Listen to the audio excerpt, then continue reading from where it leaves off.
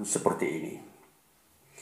Karena terang hanya berbuahkan kebaikan dan keadilan dan kebenaran. Ya, satu ayat saja yang kita bisa baca hari ini. Dan hari ini kita akan melihat tema firman Tuhan kita yang kita baca ini di bawah satu tema makna terang hidup. Saudara-saudaraku, di dalam firman Tuhan, di dalam kehadiran Yesus Kristus di dunia ini, Yesus Kristus berkata, "Aku adalah terang dunia." Nah, saudara-saudaraku, di dalam makna terang ini kita mau melihat makna terang itu bagi kehidupan kita. Kita mau melihat kata terang itu sendiri untuk diwujudkan dalam hidup kita. Di dalam firman Tuhan yang kita baca ini, itu kita melihat di dalam ayat 9 ini mengungkapkan bahwa terang hanya berbuahkan kebaikan, ya, keadilan dan kebenaran. Nah, jadi dalam ayat ini bahwa terang itu hanya berbuah 3 hal. Ya. Jadi 3 hal ini sudah ditegaskan. Jadi artinya bahwa makna terang itu kita sudah bisa ketemu di sini. Yaitu apa? Dikatakan kebaikan, kemudian keadilan, kebenaran. Nah, ketiga ini kebaikan, keadilan, dan kebenaran ini merupakan sifat-sifat yang akan terlihat di dalam pribadi manusia ketika mereka menerima firman, menerima Tuhan Yesus Kristus dalam pribadinya. Jadi saudara-saudara, kebaikan dan keadilan dan kejujuran ini bukanlah sifat-sifat manusia yang telah berdosa, tapi manusia yang telah menerima firman. Ini yang kita harus betul-betul bisa mengerti kata ini untuk kita melihat kepada pribadi manusia. Jadi di sini firman Tuhan mau memberikan sebuah penegakan. Dia menegakkan bagaimana kehidupan manusia itu ditempatkan kepada posisi yang sebenarnya. Itulah yang dimaksud kita mau melihat makna terang hidup. Nah, jadi kalau kita sudah melihat makna, kita mau mengerti makna daripada terang hidup itu, maka kita akan mengerti sekaligus sifat-sifat daripada terang hidup. Sehingga kita tidak bisa lagi dipalsukan mengenai kata terang. Kita sudah tidak bisa lagi dibodohi oleh suatu gaya-gaya hidup yang palsu di dunia ini. Jadi kita tahu bahwa di sini menyangkut gaya hidup. Kebaikan, keadilan, dan kejujuran adalah satu gaya hidup atau lifestyle yang dimana manusia telah diperbarui oleh firman Tuhan. Jadi gaya hidup ini yang kalau kita lihat dengan benar, tepat, ini sesuatu gaya hidup yang begitu indah. Kebaikan, keadilan, dan kejujuran adalah gaya hidup manusia yang hidup dalam terang Tuhan, yang sudah diterangi oleh firman Kristus, yang hidupnya dipenuhi oleh Roh Kudus. Nah, makanya firman Tuhan selalu berkata, hendaklah kamu dipenuhi oleh Roh Kudus. Apa itu? Ini dia Bahwa Roh Kudus itu menghadirkan kebaikan, keadilan dan kejujuran dalam pribadi seseorang, di dalam dia memiliki gaya hidup. Dia memiliki gaya hidup artinya keaslian hidup itu. Jadi dia tidak bisa berperilaku pura-pura. Aku kepingin hidup baik. Aku kepingin hidup jujur. Aku kepingin hidup adil. Kalau itu ada di dalam sebuah sebuah penilaian-penilaian manusia. Bahwa manusia misalkan sesuatu lembaga, suatu organisasi manusia, mereka katakanlah menerima karyawan yang jujur. Mereka ingin menerima karyawan yang baik. Atau mereka ingin menerima seorang calon pemimpin yang adil. Nah, saudara-saudaraku, kalau ada suatu katakanlah ini suatu promosi-promosi pekerjaan, barulah manusia mau berusaha, saya ingin mau cari tahu bagaimana cara berperilaku baik, adil, dan jujur. Bahkan ada sebuah suatu tuntutan politik, misalkan saja di situ mau mengendaki seorang masuk dalam sebuah lembaga pemerintahan, dia harus adil. Nah, biasanya ini hanya bersifat sementara, karena dia hanya ingin mau masuk di dalam suatu lembaga yang dia inginkan, yang dia memang harapkan di situ akan mendapatkan sesuatu yang dia inginkan. Nah, ini biasanya ini kepalsuan bisa terjadi. Kebaikan dia bisa buat dengan sebuah nada-nada kepalsuan di dalamnya. Tidak keaslian. Kejujuran demikian. Dia tidak murni melakukan kejujuran. Demikian juga keadilan. Nah, ini saudara. Di sini 3 lifestyle yang sangat berkualitas, yang sangat dibutuhkan oleh manusia sebenarnya.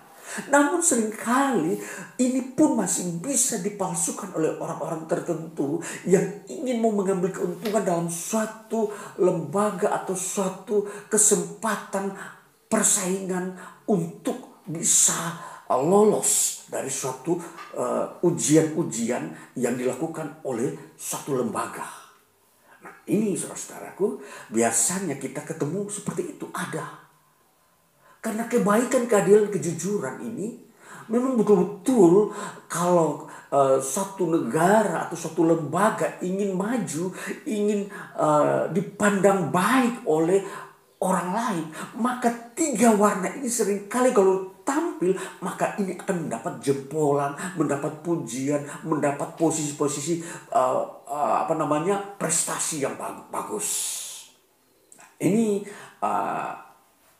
hal-hal yang memang buah-buah yang sebenarnya ada di tengah dunia ini, khususnya di tengah manusia. Namun di sini sekali lagi saya sampaikan, seringkali yang asli ada, tapi yang palsu pun ada. Nah, orang-orang yang palsu memang boleh kata kita bisa ketemukan kalau itu dia hanya dalam masa periode sesuatu jabatan pekerjaan, dan itu sementara. Tapi firman Tuhan mau menciptakan lifestyle ini bukan untuk sementara, tapi dia mau membentuk suatu karakter pribadi manusia yang berkualitas, yang bersifat kekal, yang tidak bisa dibuat-buat, yang tidak bisa juga dipalsukan. Kalau seseorang sudah mengenakan lifestyle kebaikan, dia akan baik selama-lamanya. Dia tidak bisa berbuat baik hanya sementara waktu lalu kemudian berubah menjadi jahat. Ini. Jadi lifestyle ini adalah hasil karya Roh Allah terhadap orang-orang tertentu atau orang-orang yang memang pernah berjumpa dengan Tuhan dan membuka hatinya menerima firman Kristus dalam hatinya. Barulah terjadi satu proses yang disebut kebaikan tumbuh di dalam hatinya, pikirannya untuk dia selalu mau berbuat baik. Dia selalu ingin mau tampil sebagai orang yang baik di tengah-tengah orang yang tidak baik. Sekalipun lingkungannya tidak baik, dia tetap baik. Dia tidak bisa berubah. Ini lifestyle yang datang dari Tuhan. Ini lifestyle yang hasil karya Roh Allah memenuhi pribadi orang tersebut. Sehingga dia tetap berbuat baik sekalipun dunia atau lingkungan di sekitar dia hidup itu tidak berbuat baik. Nah, ini yang disebut menjadi terang hidup. Terang yang sudah hadir di dalam diri orang itu. Nah, ini saudara-saudara, berarti terang ini berbicara tentang fakta dan berbicara tentang realita kehidupan manusia, bahwa manusia bisa hidup di dalam terang bila dia membuka hatinya menerima firman Kristus itu. Nah, sehingga kalau kita mau memperhatikan bagaimana kebaikan itu terjadi, itu bergantung daripada seseorang itu membuka hatinya menerima firman Kristus, menerima pribadi Kristus. Jadi sepanjang manusia belum menerima pribadi Kristus dan firman-Nya, maka kebaikan itu tidak bisa lahir sebagai lifestyle yang bersifat abadi. Jadi di situ sudah menjadi suatu hukum sebab akibat antara hidup manusia dengan kebaikan yang menjadi sifat daripada Allah. Jadi kebaikan itu adalah sifat yang datang dari Allah. Allah yang memiliki sifat ini. Jadi kalau manusia rindu kepada Allah, maka Allah akan memberikan salah satu sifat yang sangat dibutuhkan manusia, ialah kebaikan. Nanti kita memperhatikan kebaikan itu seperti apa. Kebaikan itu mulai daripada dia cara berpikir, dia berpikir selalu baik. Ada hal-hal yang curang, yang jahat yang dipikirkan manusia, dia tidak mau melakukannya. Dia hanya berfokus kepada bagaimana cara berpikir baik. Berpikir baik itu dia akan berpikir bagaimana membangun manusia. Bagaimana membuat manusia ini jauh lebih baik. Itulah adalah pikiran baik. Itu lahir dari sifat-sifat kebaikan yang ada dalam diri orang yang telah diterangi oleh firman Kristus. Ini menjadi lifestyle. Jadi saudara-saudara, dia tidak akan mencari untung dari hasil kebaikannya. Tidak ada gunanya orang berbuat baik tapi dia mencari keuntungan di balik dia berbuat baik. Sebab berbuat baik sendiri itu adalah dia memberi sesuatu kebaikan. Dan itu kebaikan itu akan menjadi sebuah atmosfer di tengah kehidupan manusia. Dan tentunya ini kebaikan tidak bisa dijual beli. Pikiran yang baik, sifat-sifat yang baik tidak bisa diperjualbelikan atau diperdagangkan supaya si yang berbuat baik ini mendapat keuntungan materi atau keuangan dari sifat kebaikan. Ini. Jadi disinilah letak bagaimana Roh Allah, firman Kristus merubah hidup manusia ini sesuai dengan kehendaknya. Dan itulah yang disebut terang hidup. Makanya waktu Yesus berkata, aku adalah terang dunia. Di sini kita bisa mengerti terangnya seperti apa. Yesus berbuat baik. Yesus mengasihi. Dan di situ tentunya murni. 100% asli. Dan lifestyle Yesus seperti ini bersifat abadi. Tidak bisa berubah sekalipun orang membenci dia. Dia hidup di tengah-tengah orang yang sedang membenci dia. Dia tetap mengasihi. Inilah yang disebut lifestyle yang datang dari Allah. Kebaikan-kebaikan yang asli. Ini kita mau melihat buah daripada terang adalah kebaikan. Saudara-saudara yang kasih, selain pikiran juga perbuatan. Perbuatan-perbuatan mulai dari tingkah laku. Ya, tingkah laku, sikap-sikap di dalam pribadi sampai kepada sikap antar sesama. Itu selalu menghasilkan kebaikan. Tidak ada nilai kesombongan di situ.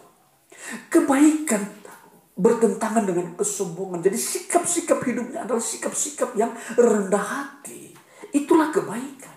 Jadi kebaikan di sini selalu memberikan nilai kualitas terhadap hidup manusia. Mulai dari cara berpikir dan cara bertingkah laku. Nah, ini saudara-saudaraku, kita memahami nilai kebaikan itu seperti itu. Jadi tentunya orang akan ketika bertemu dengan kita dengan kebaikan itu, orang akan merasa puas dan melihat kualitas hidup itu benar-benar ada. Jadi orang sudah tidak bisa meragukan lagi kebaikan yang kita punyai jika kita hidup di dalam kebenaran firman, di mana roh Tuhan sendiri, pribadi Tuhan sendiri hidup di dalam kita. Di sini perlu kita memang membutuhkan pribadi Tuhan. Kita bukan saja membutuhkan firman-Nya. Firman itu memang suatu perkataan yang keluar dari pribadi Tuhan. Tetapi jauh lebih daripada itu, Tuhan mau pribadinya itu tinggal di dalam kita. Itu menjadi kompleksitas iman.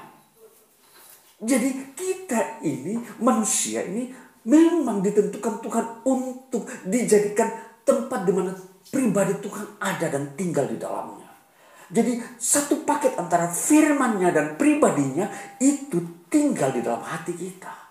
Barulah kita bisa memiliki kebaikan yang asli. Ini saudaraku, di tengah-tengah dunia ilmu pengetahuan sekarang ini, banyak orang menerima ilmu, hanya ilmunya saja yang masuk di dalam pikirannya. Jadi tentunya ini biasanya tidak bisa mempengaruhi manusia untuk mengikuti apa yang ilmu itu ada. Ya, katakanlah contoh ilmu pengetahuan yang berbicara tentang bagaimana memanage waktu. Ini salah satu contoh saja kecil bagaimana ilmu itu berkata untuk memanage waktu kita harus menempatkan waktu itu sesuai dengan kebutuhan kita, pekerjaan yang kita kerjakan. Nah, ini ilmu. Dia sudah tahu ilmu seperti itu. Tetapi banyak orang tidak bisa melakukan apa yang ilmu itu rumuskan satu persatu. Kenapa demikian? Kita melihat ilmu itu dia katakanlah dia hanya bersifat sebuah konsep. Tidak ada pribadi yang ikut menegaskan ilmu itu. Jadi itu hanya buah pikiran. Nah, bagaimana ketika seorang bisa menerapkan sebuah ilmu itu, ketika ada satu pribadi ini yang benar-benar telah melakukan ilmu itu, baru dia menolong kita bagaimana memanage waktu. Jadi di sini memang pendidikan itu tidak hanya satu arah, yaitu konsep. Harus ada pribadi yang melengkapi konsep. Makanya fungsi guru itu di situ. Ilmu itu akan diterapkan oleh guru kepada seorang murid agar murid bisa melakukannya. Sama halnya dengan kita manusia, kita tidak bisa melakukan firman Tuhan kalau Tuhan tidak datang di dalam hidup kita untuk melakukan firman-Nya. Untuk melakukan kebaikan kita tidak bisa melakukan kalau Tuhan tidak datang kepada kita untuk melatih kita berbuat kebaikan. Inilah konsepnya. Bahwa satu kebenaran itu bisa menjadi hidup di dalam manusia kalau pemilik kebenaran itu datang kepada manusia untuk mengajarkan kebenaran itu. Nah, itulah sebabnya Tuhan itu datang kepada orang yang membutuhkan kebenarannya. Untuk melakukan kebenaran-kebenaran Tuhan di dunia ini, orang harus membutuhkan Tuhan. Nah, makanya Injil Yesus Kristus selalu mengajarkan bahwa Tuhan datang dari surga ke dunia ke manusia untuk menyatakan terang. Tuhan mengajarkan terangnya kepada manusia. Manusia tidak bisa melakukan kebenaran Allah kalau Allah sendiri tidak datang kepada manusia untuk melatih manusia melakukannya.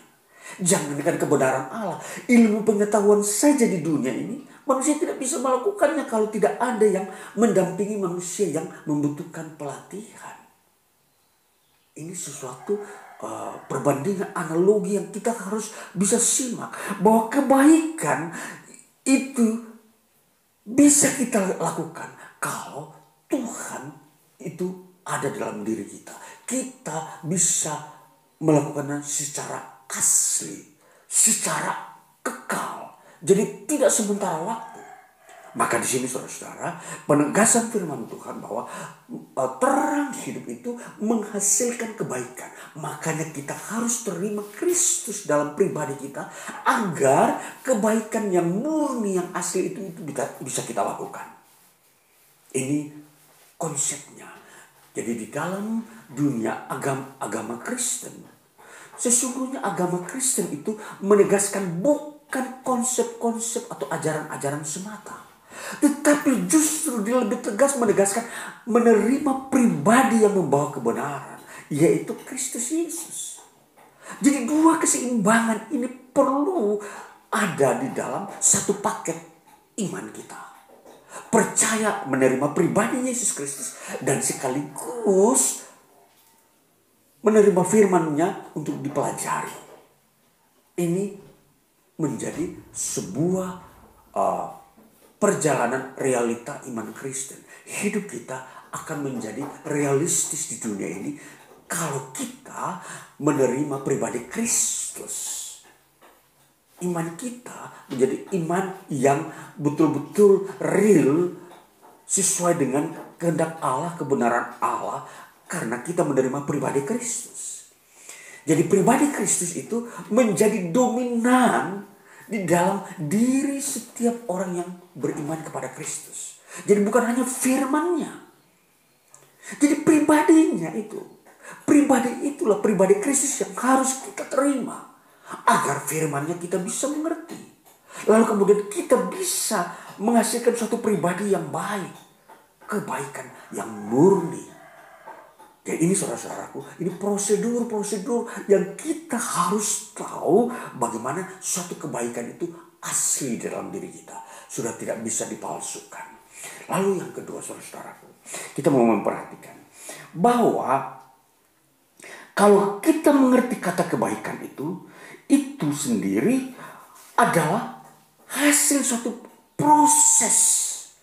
Proses antara transformasi dan adaptasi.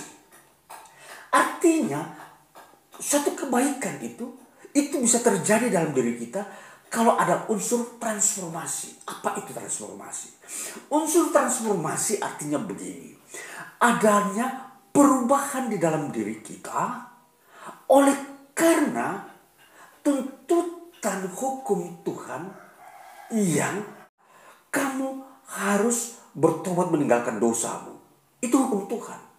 Nah, hukum Tuhan berbunyi seperti itu, maka di dalam diri kita harus mengalami perubahan. Ini disebut transformasi. Nah, kalau kita mengikuti hukum Tuhan, maka disinilah terjadi apa yang disebut kebaikan mulai berbuah. Kebaikan mulai berwujud dalam diri kita. Karena kita mengikuti hukum Tuhan. Lalu adaptasi. Adaptasi itu begini juga. Jadi adaptasi itu kita itu mengikuti apa yang baik. Contoh, manusia itu dia tidak mampu berbuat yang baik. Ketika Tuhan memberikan sifat-sifat yang baik untuk dilakukan oleh manusia, maka manusia harus mengikutinya. Makanya ini disebut adaptasi. Jadi transformasi itu adalah perubahan untuk terhadap yang jahat. Adaptasi adalah untuk mengikuti apa yang baik. Jadi ini disebut kebaikan itu terjadi dari hasil proses transformasi dan adaptasi. Jadi kebaikan itu tidak terjadi secara otomatis. Dia harus melalui suatu proses. Nah, proses ini melalui hukum Tuhan yang Tuhan sampaikan kepada kita. Jadi kalau manusia tidak mau berubah, tidak mau bertobat, tidak pernah terjadi kebaikan dalam dirinya.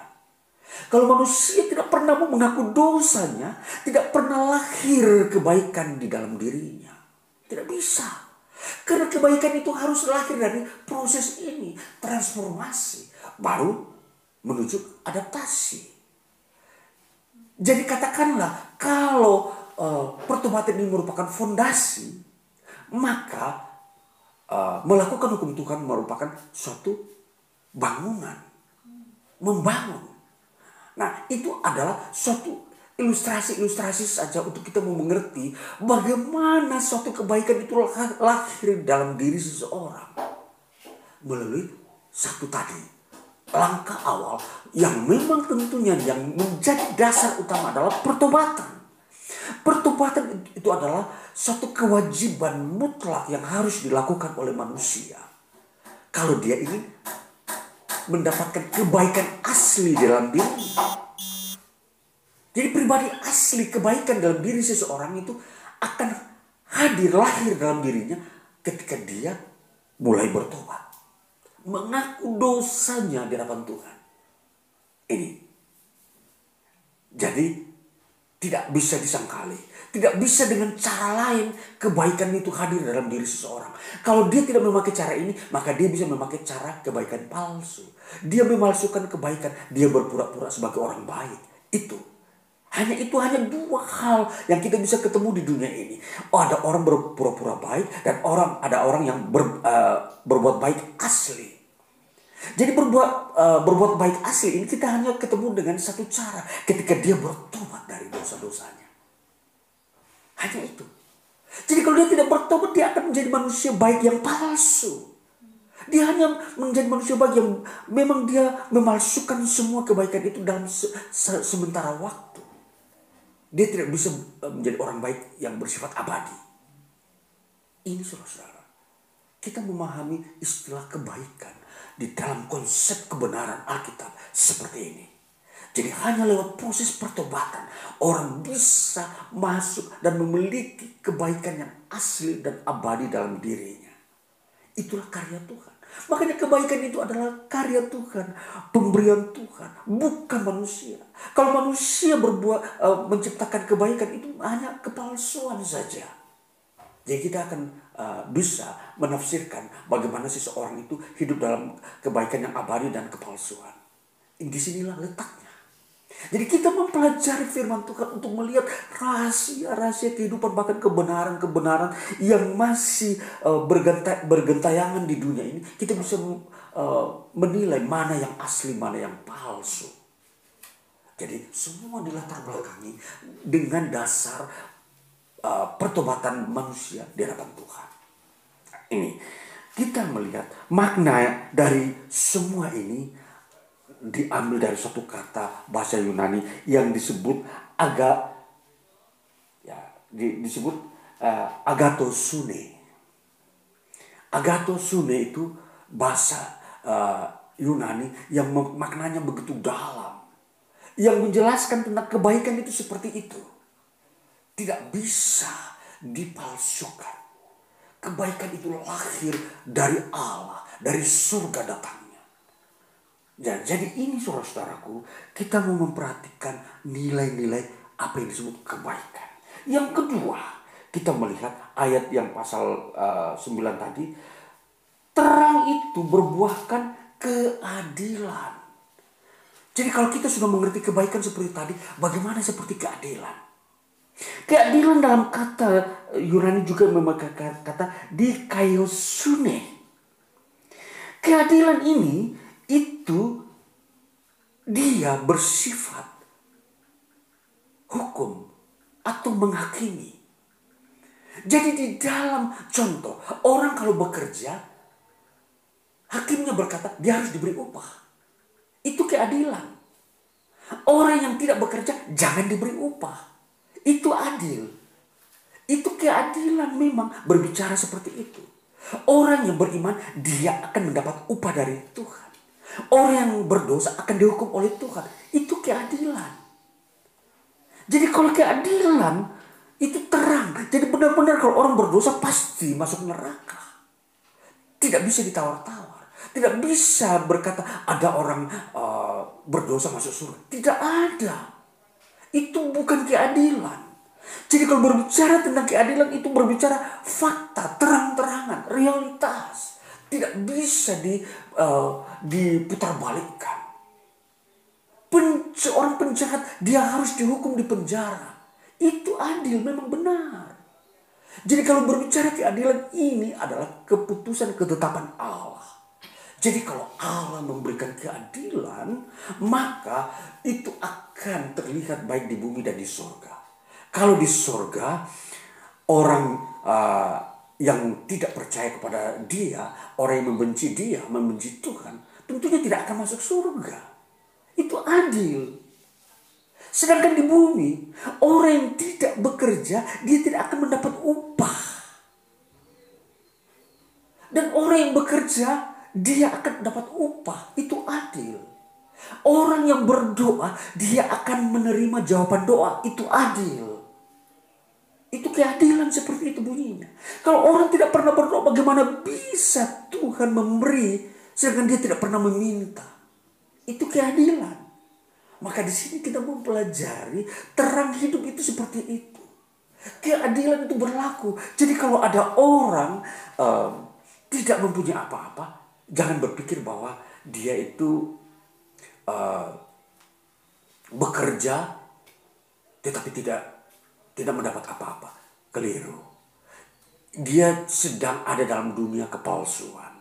Sebab keadilan selalu berbicara. Siapa yang bekerja, dia mendapat upah. Siapa yang berdoa, dia akan mendapat. Jadi kalau dia berdoa tidak mendapat, itu dia berdoa main-mainan. Dia tidak berdoa dengan sungguh-sungguh. Kalau ada orang bilang, saya sudah berdoa bertahun-tahun, tapi saya tidak mendapat jawaban doa. Keadilan Tuhan berkata, setiap orang yang meminta akan mendapat. Itu keadilan. Allah selalu bekerja adil. Siapa yang berdoa meminta dengan sungguh-sungguh, disitulah Allah menjawab. Itu keadilan. Jadi keadilan tidak bisa dipalsukan. Jadi kalau ada orang mau bersaksi atau bercerita-cerita tentang doa, lalu dia berkata tidak dijawab atau belum dijawab, lalu dia berputus asa, ini sesungguhnya berdasarkan keadilan Allah. Orang itu tentunya masuk dalam doa tapi dia tidak berdoa. Dia tidak berdoa sungguh-sungguh. Dia tidak pernah masuk di dalam keadilannya Allah. Ini harus kita mengerti tentang keadilannya Allah. Sehingga tidak ada agama yang sesuatu yang dipalsukan.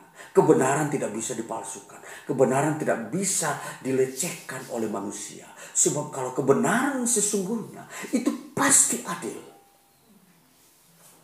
Ini saudara-saudaraku yang terkasih, kita harus mengerti ini. Kalau kita belum masuk dalam keadilannya Allah, kita akan mengalami permasalahan begitu banyak di dunia ini. Karena di dunia ini begitu banyak kepalsuan, tidak adil.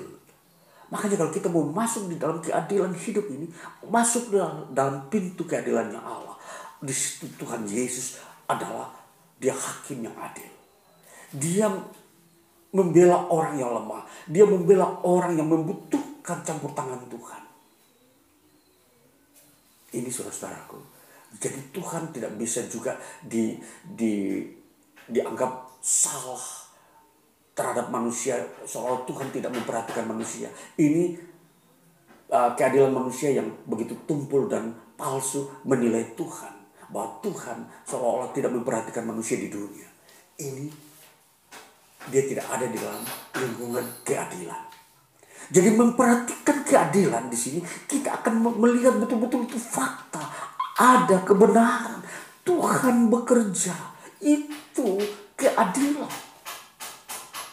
Jadi hal-hal yang baik di dunia ini, yang manusia bisa nikmati sejahtera, itu membuktikan keadilannya Allah. Nah ini saudara-saudaraku, kita masuk di dalam keadilan. Lalu kita mau melihat lebih lanjut. Kalau keadilan, dikatakan rumus keadilan, siapa yang menanam, dia menuai. Ya, siapa yang menanam, dia menuai. Siapa yang menanam kebaikan, dia menuai kebaikan. Siapa menanam kejahatan, dia menuai hukuman. Ini keadilan. Jadi kita terus masuk di dalam hidup beriman itu adalah adil. Ketika kita beriman itu kita disebut kita hidup dalam keadilannya Allah. Karena memang Allah menghendaki kita harus beriman. Itu keadilan. Jadi kalau kita tidak beriman, berarti kita tidak mau masuk dalam keadilannya Allah. Nah ini, jadi keadilan di sini sungguh-sungguh selalu terang. Dia sifatnya tegas. Jadi tidak bisa orang bermain-main di dunia keadilannya Allah. Siapa yang palsu ya tetap palsu. Siapa yang asli ya tetap asli. Allah tidak bisa dibodohi. Kalau manusia bilang, oh Tuhan, aku sudah banyak berdoa. Aku berpuluh-puluh tahun berdoa. Engkau kan mendengar doaku kan? Tuhan tahu, Tuhan adil bahwa kamu berdoa bukan berdoa. Tapi kamu hanya bersembunyi di balik ruang doa. Bahwa kamu berdoa padahal kamu tidak berdoa. Jadi Tuhan bisa menjawab setiap dalih manusia yang mau palsu, memalsukan dirinya di hadapan Tuhan. Jadi Tuhan tidak bisa dimanipulasi, dibohongi dengan sikap-sikap manusia yang tersembunyi. Jadi di sini kalau kita beribadah, tentunya di situ ada keadilan Allah. Siapakah yang beribadah dengan segenap hati? Siapa yang hanya datang main-main saja? Di sini ada keadilan Allah yang menilai. Jadi jangan seorang pun mau membela diri kalau dia memang sesungguhnya mau main-main atau memalsukan sesuatu yang benar. Ini saudara-saudaraku. Jadi inilah makna daripada terang. Jadi kalau kita masuk dalam dunia iman, itu berarti kita masuk dalam dunia terang Tuhan. Terang Tuhan di situ ada, mengajar hal-hal yang benar-benar cerdas. Jadi keadilan itu menyangkut kecerdasannya Allah. Jadi kalau seseorang yang hidup cerdas di dunia ini, dia pasti adil. Karena dia mengerti kecerdasan itu hasil dari rumusan hukum-hukum yang tepat. Pasti menghasilkan keadilan. Nah, jadi saudara-saudara, keadilan ini sungguh-sungguh bermakna dalam hidup manusia. Di dalam membangun, di dalam menata hubungan sosial, di dalam mengerjakan hal di dunia ini akan sukses bila keadilan itu ada. Dunia ekonomi, bisnis, dia akan tetap konsisten karena keadilan itu bersifat tetap. Dia tidak bisa luntur sedikit pun. Maka saudara-saudaraku, kita harus memang mengenal keadilan ini. Sehingga kita bisa tetap kuat berjuang di dalam berjuang mencapai kesuksesan hidup kita di dunia ini. Dunia pendidikan, ekonomi, dunia politik, dunia kesehatan, dunia keluarga. Semua kalau ada unsur keadilan mendatangkan sejahtera. Saudaraku, kejarlah itu. Tuhan Yesus ini selalu menyediakan banyak hal yang indah bagi manusia. Sehingga manusia kalau mencari mendapatkannya, itu berarti dia akan berbahagia. Saudaraku yang terkasih, lebih daripada itu kita mau melihat bahwa ada yang ketiga yang disebut kejujuran. Jadi selain kebaikan, keadilan, kejujuran. Kejujuran itu berbicara tentang apa? Tentang sifat-sifat yang benar-benar ada. Contoh, kalau kita melihat kejujuran, kejujuran berbicara kenyataan-kenyataan. Apa contoh kalau kita melihat sifat-sifat yang benar-benar ada? Jadi kita contoh bisa melihat kalau seseorang sakit, pasti dia merasa menangis ketika dia sakit. Ini jujur. Artinya bahwa jujur itu tidak pernah bersembunyi. Dia selalu tampak. Kalau orang berkata, saya ini wajahnya seperti ini. Ini jujur. Saya tidak boleh memakai topeng. Saya wajah begini, saya pakai topeng. Misalkan orang lain, wajah orang lain. Maka saya ini tidak jujur. Jadi kejujuran itu harus menampilkan keaslian yang ada. Bukan yang bersembunyi di belakang atau memakai wajah orang lain untuk kita yang wajahnya yang aslinya seperti ini. Jadi ini disebut makna kejujuran. Itu sifat juga. Kalau sifat seseorang katakan lemah lembut, itu artinya itu kejujurannya. Dia tidak bisa memalsukan sifatnya. Contoh kalau dia memang seorang yang baik, dia mempunyai sifat yang baik ini jujur. Dan ini tidak pernah bisa berubah. Seorang yang misalkan sifatnya penipu, dia tidak bisa memalsukan sifatnya menipu dengan jujur dengan cara apapun. Karena keaslian kejujuran sifat seseorang itu nampak daripada perilakunya. Jadi kejujuran adalah pemberian Tuhan. Seseorang merasa dirinya bisa percaya dirinya sendiri, itu karena pemberian Tuhan. Itu kejujuran. Dia tidak perlu mempercayakan dirinya kepada orang lain.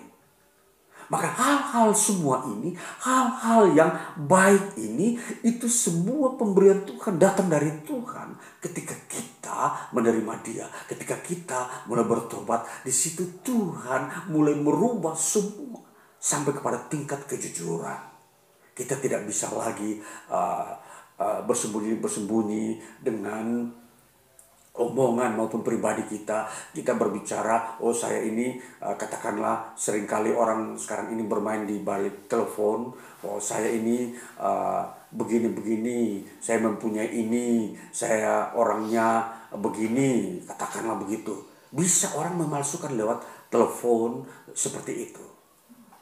Itu bisa orang tidak jujur. Tetapi kalau kejujuran sesungguhnya itu, dia akan berani menampilkan dirinya di depan mata orang. Inilah saya. Saya ini orang yang memang bekerja keras. Seorang mengabdi, dia akan memperlihatkan. Saya ini orang yang tidak mencuri sesuatu milik orang lain. Dia akan memperlihatkan. Jadi semua yang jujur yang dikatakan itu akan benar-benar dia buktikan. Ini berbicara tentang kejujuran. Jadi kejujuran di sini pun Tuhan memperlihatkan. Setiap orang yang bekerja dengan jerih payah, Tuhan berkata, memang betul-betul kamu bekerja dengan jerih payah. Tuhan akan memperlihatkan kejujuran. Tuhan tidak pernah mau berkata orang yang jujur, di depan orang yang jujur itu bahwa kamu tidak bekerja. Kalau orang bekerja keras, Tuhan berkata, ya kamu bekerja keras. Itu jujur. Jadi Tuhan tahu siapa yang jujur, siapa yang tidak jujur. Jadi makanya di sini terang hidup berbicara salah satunya adalah kejujuran, jujur. Jadi jujur inilah yang akan lahir dalam pribadi-pribadi manusia yang tadi memiliki terang hidup. Jadi sudah tidak bisa lagi katakanlah orang bilang dia ingin operasi plastik. Nah, katakanlah dia mungkin katakanlah dia ingin merubah wajahnya. Dulu wajahnya katakanlah seperti saya.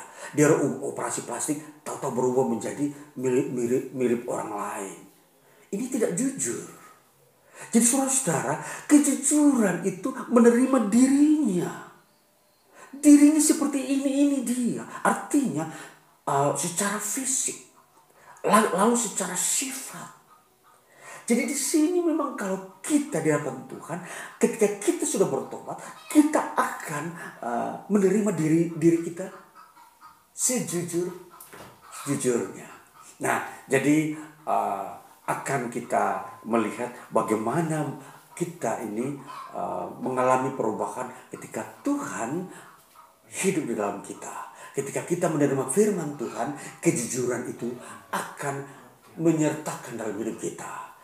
Semua sampai kepada katakanlah seseorang masuk dalam rumah tangga, tentunya dia harus yang dibutuhkan adalah kejujuran di dalam menjalankan roda rumah tangga, katakanlah yang suami, yang istri, apalagi mereka bekerja. Nah, di sini kejujuran itu sangat-sangat dibutuhkan. Tanpa kejujuran, suatu rumah tangga itu tidak bisa awet. Makanya sekarang banyak rumah tangga itu palsu. Ya, kalau mereka tidak mengandalkan atau menggunakan kejujuran di dalam rumah tangganya. Nah, jadi saya sampaikan bahwa kejujuran ini mempunyai aspek yang luas. Dia mempunyai skop atau ruang lingkup jangkauan itu luas. Mulai dari jabatan, pribadi, sampai status itu pasti terbuka. Tidak ada yang tertutup. Jadi istilah transparan itu adalah sesuatu yang baru didengungkan saat ini setelah manusia mengalami banyak problem-problem kehidupan, membutuhkan transparan. Nah, padahal kalau manusia berhadapan dengan Tuhan terlebih dahulu, dia sudah memiliki sifat kejujuran. Jadi transparansi itu sudah menjadi makanan biasa bagi dia. Dia sudah terbiasa dengan hidup terbuka. Inilah saya begini, saya bekerja begini, saya penghasilan begini, saya memberi begini, saya semua yang dikerjakan di dunia ini terbuka. Jadi saudara-saudara, memang disinilah hal-hal yang menyangkut pribadi kita perlu kita perhatikan. Jadi bukan saja konsep tentang surga itu yang kita miliki, tapi kita juga harus mengerti tentang pembaruan hidup kita. Pribadi kita itu akan mengalami perubahan sesuai dengan konsep yang kita kenal dengan keselamatan itu. Jadi keselamatan itu membuahkan pembaruan hidup kita di dunia. Jadi keselamatan itu tidak bisa palsu.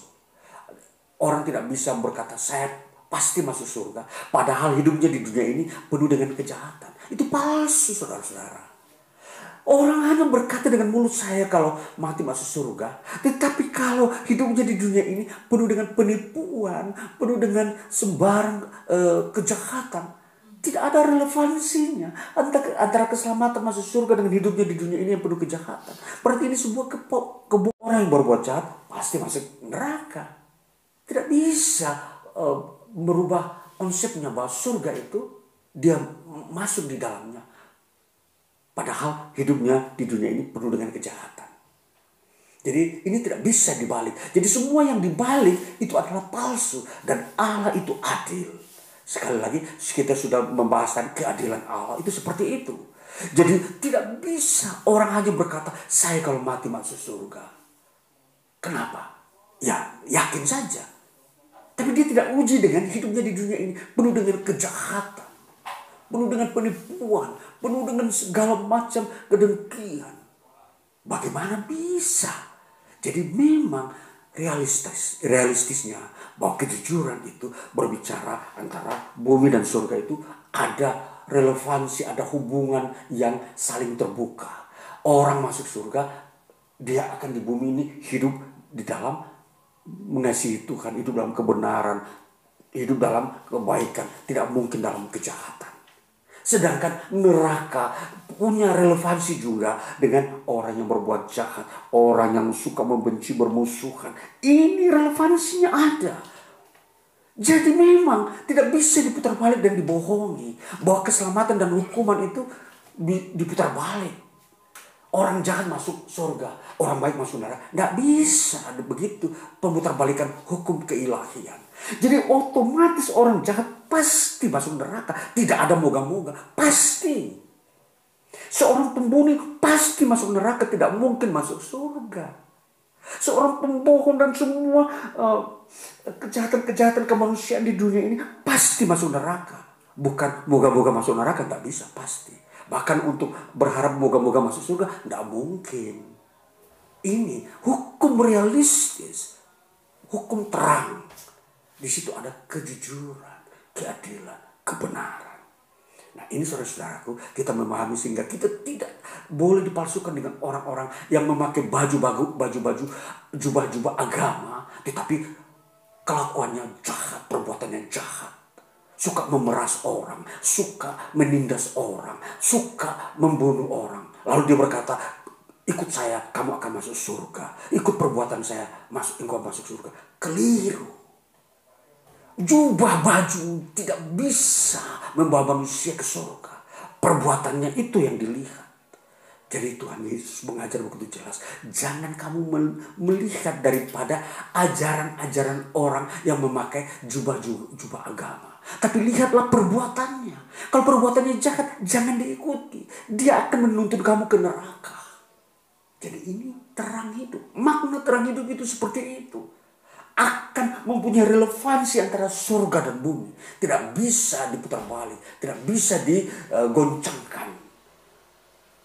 Jadi di sini tidak ada kepalsuan. Jadi marilah kita mencari yang asli. Jangan kita mau disesatkan dengan orang memakai jubah-jubah agama untuk berkata bahwa saya ini orang yang saleh, saya orang-orang yang memperhatikan manusia. Padahal di balik semua itu dia membawa manusia kepada penyesatan, penyiksaan, pembunuhan, dan semua kebencian-kebencian diajarkan supaya membenci manusia. Bagaimana bisa relevansi dengan surga seperti itu? Saudara-saudara, perhatikan baik-baik. Di dunia ini banyak kepalsuan. Banyak orang menampilkan diri seolah-olah dia orang benar, padahal dia sedang memalsukan diri, memalsukan dirinya untuk mengajarkan kejahatan. Jadi ini saudara-saudaraku yang terkasih, saya sampaikan firman Tuhan ini semakin tegas, semakin klimaks, supaya kita tahu membedakan mana yang benar, mana yang palsu. Disinilah kita akan bertemu dalam Yesus Kristus. Kita menemukan keaslian daripada kerajaan surga. Di luar Yesus Kristus, semua yang berbicara tentang kerajaan surga, semua itu palsu. Tidak ada kerajaan surga di luar Yesus Kristus. Semua palsu. Jadi perhatikan saudara baik-baik. Kita hidup di dunia ini, dunia yang begitu kompleksitas, di situ pluralisme begitu menguasai manusia. Jadi manusia begitu dikuasai oleh berbagai-bagai konsep. Jadi kita harus perhatikan, hanya dalam Yesus Kristus kita menemukan keaslian hidup ini. Kiranya firman Tuhan ini membawa kita kepada sesuatu klimaks hidup iman yang sesungguhnya lagi. Tuhan Yesus memberkati kita. Haleluya. Mari kita masuk di dalam doa syafaat kita agar kita lebih dikuatkan lagi, kita lebih mengambil sikap lebih tegas dalam diri kita bahwa terima Yesus dan bertobat, kita akan menemukan keselamatan hidup kekal. Tuhan Yesus memberkati. Mari kita berdoa.